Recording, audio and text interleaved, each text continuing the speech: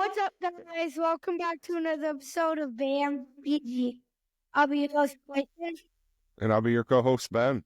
and today we're going to do a 7-round mock draft, no trades. And if you haven't already, like and subscribe, and go check out our TikTok, BAMDPG. That's right. So we're going to get into our first 7-round mock draft, Bryson. So as you mentioned, first time through this, we're going to do it with no trades. Some of our other later mock drafts where we go 7 rounds, we will introduce some trades into that, see what's available for us. But for this draft, it's going to be strictly just straight picking, rounds 1 through 7. So let's go ahead and get into it here, Bryson. Yep. Let me go ahead and share this out here. So what we'll do, we'll kind of cover through some of the other picks as they happen here in the draft. We'll go back through, kind of review some of them, see where some of the players landed. As we get to the Packers, we start exploring some of those positions of need, whether it be wide receiver, cornerback, defensive line, defensive edge, inside offensive lineman. We'll look through some of those players, kind of dig through the list, especially when we get in later rounds, kind of familiarize ourselves with some of the players prior to the draft in April, right? So help us understand kind of where the heads are of the GMs, Brian Gutekunst of the Packers, as we're making these selections here in the April draft here in Green Bay, Wisconsin. So without any further ado, we'll go ahead and kick this draft off here, Bryson. Okay. So I want to scroll back up here, and we'll kind of review some of the top picks here in the first round. So interesting one here, Tennessee, who desperately needs to go out and grab a quarterback for their rebuild. They didn't go with Cam Ward. They went with Abdul Carter, defensive end out of Penn State. Certainly the most NFL ready at that position in this draft. He is the kind of the top dog in the edge rusher category in this draft. So makes sense that he's going to go inside the top 10. I just don't know if it's going to be number 1 overall to a team that is in a rebuild and is looking for that next franchise quarterback. But nonetheless, Cleveland went with Cam Ward. Absolutely agree with that one for Cleveland, right? They need to go grab that franchise quarterback. The Watson experiment hasn't really panned out for them. And they've spent a lot of money with not a whole lot of return on that investment, right? So they're going to have to kind of tear things down a little bit and go through a little bit of a rebuild there in Cleveland. And that absolutely starts with the quarterback. So good decision there. Third overall is the New York Giants. Also a team that, kind of is going through a rebuild. Not kind of. They are going through a rebuild in New York, right? So they got rid of Daniel Jones partway through the season this past season. So they need to find that franchise quarterback as well, right? Start there and start building around him. But in this draft, they went with the top cornerback in the draft, Travis Hunter. Certainly a fantastic player, could possibly play 2 ways in the NFL at wide receiver and cornerback. But this team desperately needs to find their next quarterback. Next on the list here is McMillan, so wide receiver. So Jacksonville, who has their quarterback in place with Trevor Lawrence, went with the wide receiver, got him another weapon out on the edge, and he's certainly probably the top dog in the wide receiver class this year. He's a big body wide receiver out of Arizona. He's 6'5", 210, 215. He's the guy who can really put the pressure on the defense, kind of get to the next level, take the top off the defense. He's really that deep threat, that big body that can come down with a lot of these contested catches. So he's a great wide receiver out of Arizona. And then the next interesting one here on the list is the Chicago Bears, right? Chicago desperately needs an offensive line to help protect Caleb Williams. They should probably address it. They have a top 10 pick this year at number 10, but they went the other way. They drafted a running back, probably the top running back in the draft, in Ashton Gentry from Boise. He's a great running back. Nothing against him, but Chicago should probably address their offensive line needs early in this draft. Yeah. Mike Green to San Francisco, another great edge rusher. He's a big body coming out of Marshall. Fantastic player. Can't go wrong with that. And then cornerback, Jahdae Barron to the Colts, a great cornerback out of Texas. So that's another big pickup there. And the Cardinals went with another good wide receiver. Igbuka from Ohio State, right? So great guy. I think he's probably going to play more slot in the NFL.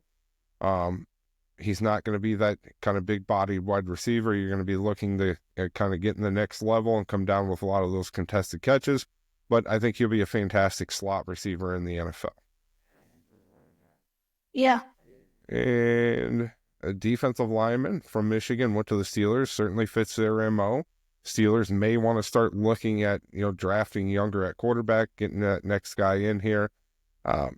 Because they've been building through free agency at quarterback here over the last year, right? They had Justin Fields, Wilson experiment this past season. Probably going to have to bring in another veteran presence this offseason to address the position, but I think they should probably look at drafting younger at quarterback, bringing in that developmental guy, bringing in a veteran guy for him to learn behind over the next season or two. But certainly can't go wrong with probably the top defensive lineman in the draft. Which brings us to pick number 23, Green Bay Packers. So we are on the clock, and I'll go ahead and take the first round pick here, Bryson, and I'll let you kick yours off with the second round pick. Okay. So let's go through here, see what we have available here. So linebacker, we're pretty solid at linebacker, right?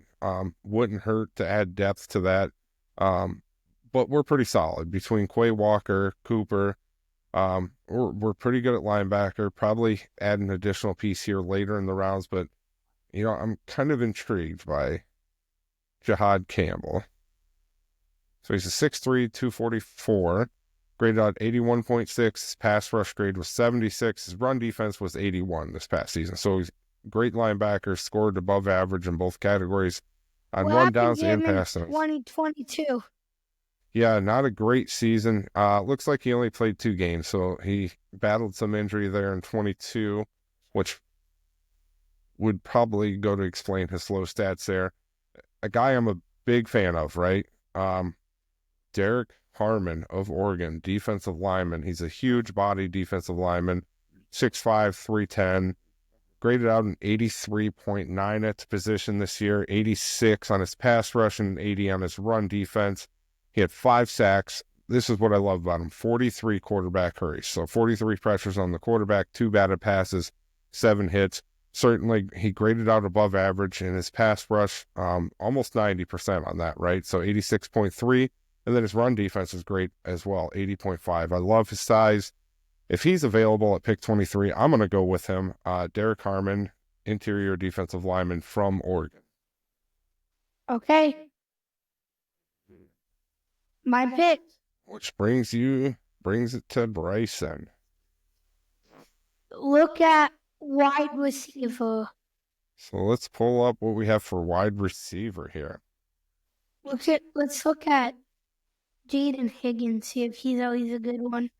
Jaden Higgins. Love Jaden Higgins. You know what? I'm going to take him. You're going to take Jaden Higgins? Yeah, absolutely. I mean, we covered him in some of our other mock drafts. I love him. He's a big body wide receiver, 6'4", coming out of Iowa State. Graded out at 90.3 this year, up from an 85 the previous season. So fantastic collegiate career. Had almost 1,200 yards, 9 touchdowns. Receiving grades to 90.5 this season. And his grade versus man coverage, how's he doing on his one-on-one battles? Well, great, 87.8. So certainly above average there too. Bryson loves them enough. We're going to go ahead and draft him in the second round here. Which puts us on the clock here again. So we've addressed our wide receiver, our interior defensive lineman. Now let's take a look at an edge rusher here, Braden Swinson. So he graded out an 83.3 this year for LSU. His sacks he had 9 sacks this season, 43 quarterback hurries. Love it, right? 8 hits on the quarterback, 9 sacks. His pass rush grade was a 90.3. So fantastic. The guy knows how to pressure the quarterback, get to the quarterback. That's what Green Bay really needs out of their edge rusher. His run defense can use a little bit of help, 69.6 on the season for that. And he's 6'4", 250. So he certainly fits the mold for that edge rusher that Green Bay would be looking for. I love his pressure rate. I love his pass rush grade on the season for LSU. I'm going to go ahead and draft Braden Swinson in the third round here for Green Bay. Okay. which now brings us to the 4th round, Bryson. So you are on the board. Have we addressed corner? We have not addressed the cornerback position here. Let's look at this. So you got Dorian Strong, Virginia Tech. Let's look at him. So he graded out at 73.9 this season. His coverage grade was 75, so average. His run defense grade, not nearly as important at corner, but, somewhat important, 65.3. His zone coverage grade was 73.4, below average in his man coverage grade, so 64.6. If we're looking at the Packers, looking at the NFC North specifically, there's a lot of great wide receivers there, right? So you got Jefferson, Addison, you got Amon-Ra St. Brown, and the list just goes on and on. So you're really going to have to win those one-on-one battles. His man coverage grade wasn't great this past season, and you saw some regression in his play, right? From an 81.6 the previous season down to a 73.9 this year. But let's take a look. So he's a 6'1", so he's a little bit on the taller side for cornerbacks. 185, so he's got decent size to him. Yeah, let's take him. You want to take Dorian Strong from Virginia, or do you want to look at... Nope, I want to take him. That's who we're going with. Dorian Strong, cornerback from Virginia Tech. Okay. Your pick. All right. Brings it to me. So I want to pull up the wide receivers here. So Nick Nash from San Jose State would be the top on the board here. He graded out an 85, 1,382 yards, 6'3". He's got decent size to him for a receiver. Receiving grade was 86.9. Grade versus man coverage, he's winning those battles, right? So an 82.5. It's a guy you certainly line up on the inside as well as the outside with his 6'3" height. I like him, right? So I'm going to go ahead and draft Nick Nash to address our other wide receiver spot here in the draft. Okay. Which brings it to you, Bryson.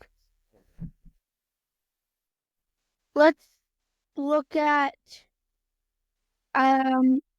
what have we not addressed?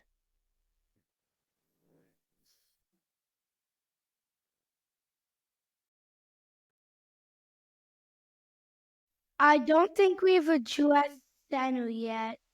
Yeah, so certainly would be a great round to take a look at our interior offensive lineman here. So Miles Frazier is the top guy on the board here, guard out of LSU. Yeah, let's take him. Take him. Look at his size first. Yeah, so he's a 6'5", 325, so he certainly gives you that flexibility to move him across the line from center, even all the way out to tackle, right? So that's always a positive, especially with a long season. You're going to see injuries, and you're going to need to kind of shuffle guys around a little bit here and there. So he certainly gives you that flexibility. So Miles Frazier, LSU guard.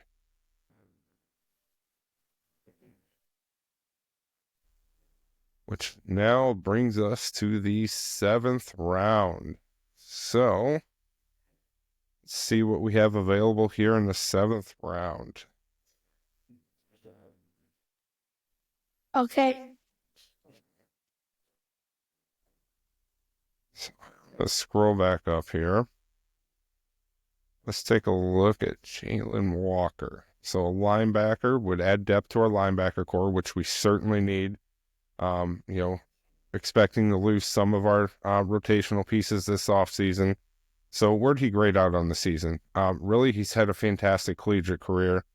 Graded out an 82.6, up from an 80.6 the previous season.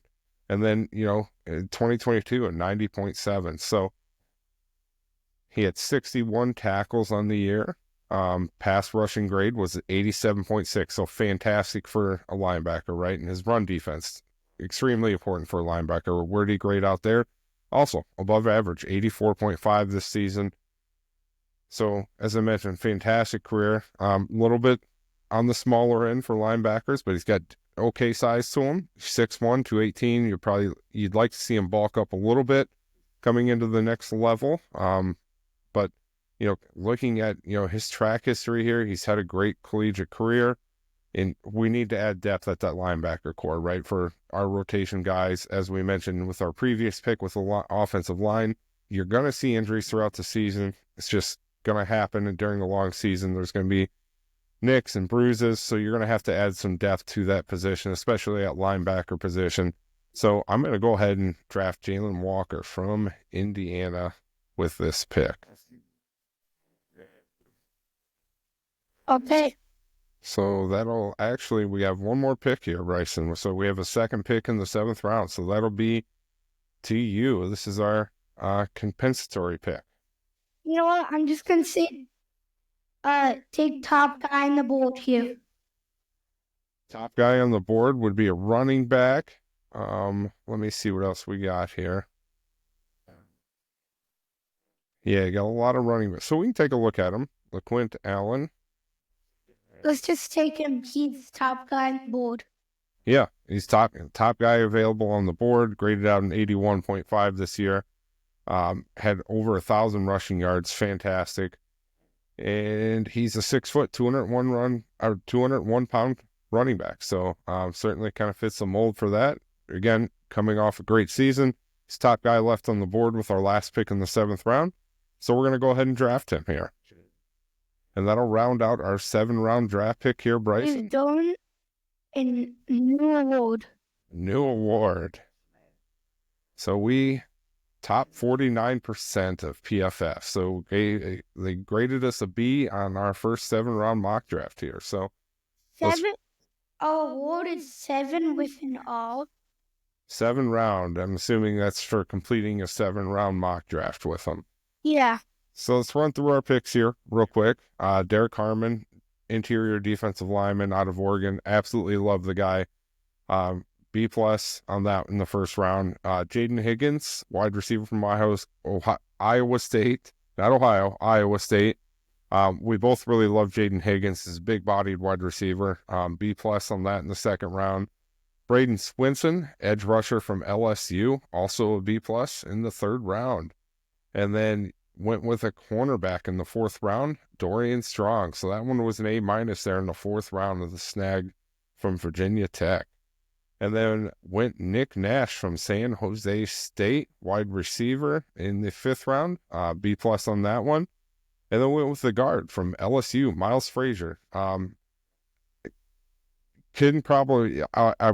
probably see the Packers addressing this position a little bit higher in the draft, but I absolutely feel good about Miles Frazier in the 6th round. Again, he has that body size, gives you the versatility to play him up or down the line.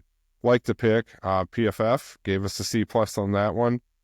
Jalon Walker, linebacker from Indiana. A little bit undersized, but certainly had the production numbers throughout his collegiate career.